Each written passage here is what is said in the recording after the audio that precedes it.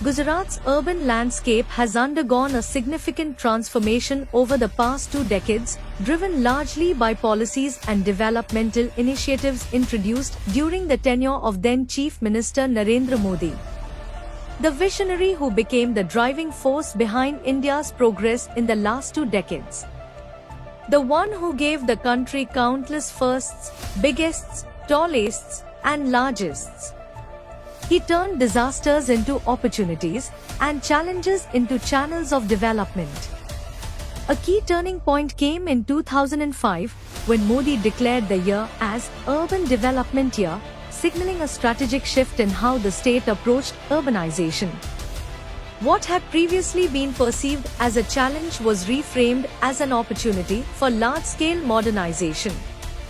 This vision gained momentum in 2009 with the introduction of the Golden Jubilee Chief Minister Urban Development Scheme, which accelerated improvements in basic services, transportation, and city planning. Residents who grew up in the 1990s have witnessed the transformation firsthand. Slum clusters that were once common in many cities have gradually been replaced by affordable housing colonies. From the rise in living standards to the introduction of solar streetlights, Gujarat has witnessed remarkable transformation. While Gujarati continue to cherish traditional favorites like Ghuggra and Locha, the essence of celebration has evolved with time. The commitment to cleanliness remains consistent, though its expression has become more modern. Earlier, rooftops were used only for drying clothes. Today, they contribute to power generation.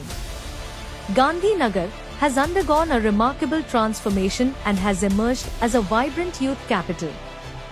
Gift City has evolved into a major international financial hub.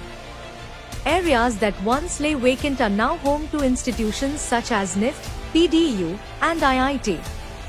Ahmedabad, once a historic city, has now earned recognition as a UNESCO World Heritage City. The Motera Stadium, now known as the Narendra Modi Stadium, has emerged as the world's largest cricket venue and a host for international events. Surat, historically known for its textile and diamond industries, has evolved into the state's emerging economic hub through the Dream City project.